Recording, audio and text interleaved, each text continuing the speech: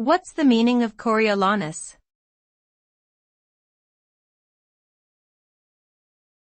Coriolanus.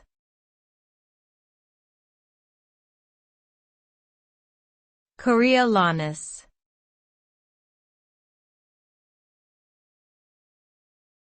Coriolanus.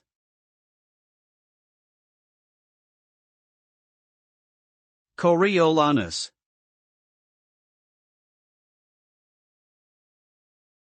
Coriolanus is a tragedy play written by William Shakespeare.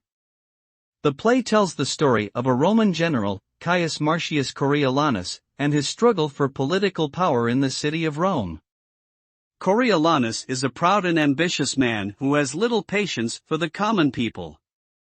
His refusal to show them any respect ultimately leads to his downfall as he is exiled from Rome and seeks revenge with an enemy nation. The play explores themes of pride, honor, and the relationship between the individual and the state.